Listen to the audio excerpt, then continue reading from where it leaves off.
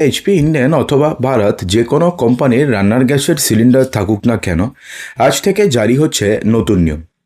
এছাড়া 1 মে থেকে টাকা কাটবে স্টেট ব্যাঙ্ক অফ ইন্ডিয়া। অর্থাৎ সেক্ষেত্রে যদি আপনাদের স্টেট ব্যাঙ্ক অফ ইন্ডিয়াতে অ্যাকাউন্ট থাকে, তাহলে সেক্ষেত্রে কেন টাকা কাটবে অবশ্যই জানতে হবে। এছাড়া আরও কয়েকটি নিয়ম রয়েছে, যে নিয়মগুলো আজ রাত থেকে পুরো দেশ জুড়ে পরিবর্তন হতে চলেছে। তো কোন কোন নিয়মের পরিবর্তন হবে এবং তার ফলে নতুন কী নিয়ম জারি হবে, সমস্ত কিছুই জানাবো।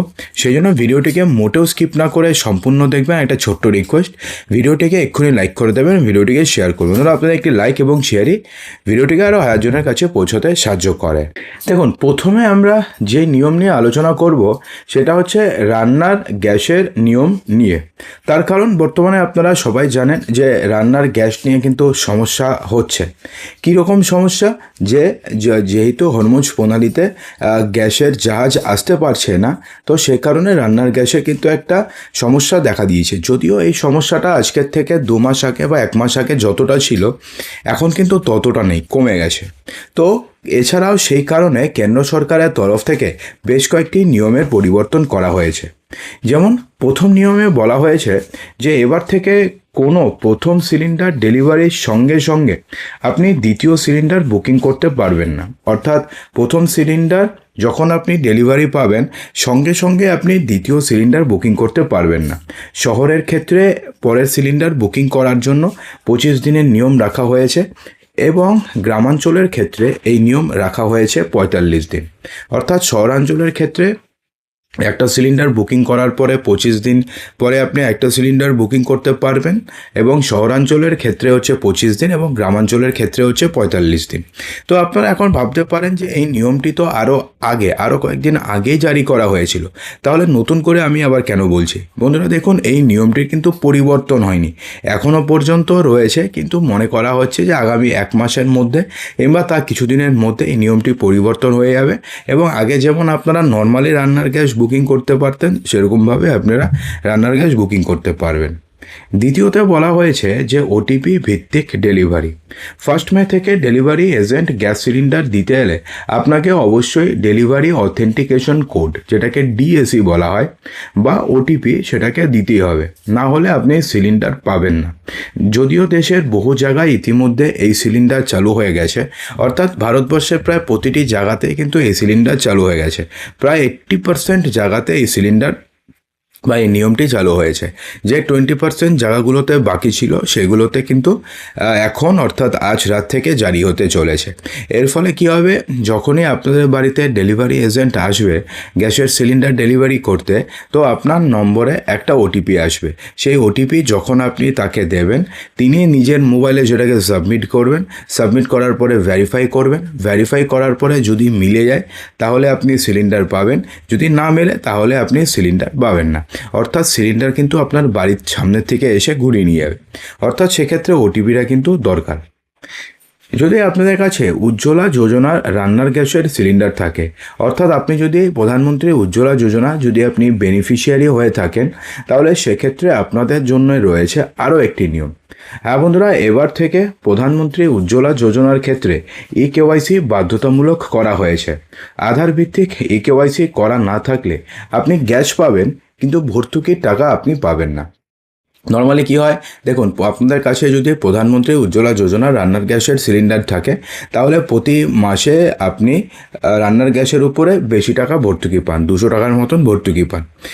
কিন্তু অন্যান্য যারা রয়েছে, যেমন আপনাদের মতন যারা রয়েছে, যারা আমরা উজ্জ্বলা যোজনার বেনিফিশিয়ারি নই, তারা কিন্তু 32 টাকা করে পায়। তো সে কারণে যারা উজ্জ্বলা যোজনার বেনিফিশিয়ারি, তাদেরকে প্রতি বছর ইকেওয়াইসি একবার করে করতে হবে। আর নর্মাল যদি আপনাদের কাছে গ্যাসের সিলিন্ডার থাকে, তাহলে সেক্ষেত্রে 3-4 বছর বা 5 বছর পর পর একবার করালেই হবে। সেক্ষেত্রে প্রতি বছর করানোর দরকার নেই, কিন্তু উজ্জ্বলা যোজনার ক্ষেত্রে প্রতি বছরই করাতে হয়। তো সে কারণে আপনি যদি এর আগের কেওয়াইসি 1 বছর আগে করে থাকেন, তাহলে অবশ্যই কিন্তু আপনারা করে নেবেন। এরপরে বলেছে যে রান্নার গ্যাসের দাম কিন্তু বেড়েছে। হ্যাঁ বন্ধুরা, যেগুলো 19 কেজি রান্নার গ্যাসের সিলিন্ডার রয়েছে সেই সিলিন্ডার পিছু 944 টাকা দাম বেড়েছে পশ্চিমবঙ্গে। অর্থাৎ 19 কেজি যে রান্নার গ্যাসের সিলিন্ডারগুলো যেগুলো বিভিন্ন হোটেলে কিংবা রেস্টুরেন্টে ব্যবহার করা হয়, তো সেগুলোর দাম 944 টাকা বেড়েছে এবং পশ্চিমবঙ্গের দাম প্রায় 3200 টাকা হয়েছে। তো এখন ব্যাপারটি হচ্ছে যে গৃহস্থলীর যে রান্নার গ্যাসগুলো রয়েছে সেগুলোর দাম কি বেড়েছে? তার উত্তর হচ্ছে একদমই নয়। গৃহস্থলী যেগুলো আমরা 14.2 কেজির অথবা 5 কেজির যে রান্নার গ্যাসের সিলিন্ডারগুলো আমরা ইউজ করি সেগুলোর দাম আগে যেমন ছিল এখন ঠিক তেমনই রয়েছে, সেগুলোর দামের কোনো পরিবর্তন হয়নি। দেখুন, এরপরে হচ্ছে স্টেট ব্যাঙ্ক অফ ইন্ডিয়া সহ অন্যান্য যে কোনো ব্যাঙ্কে আপনাদের অ্যাকাউন্ট থাকুক না কেন এই নিয়মটি আপনাদের ক্ষেত্রে প্রযোজ্য হবে।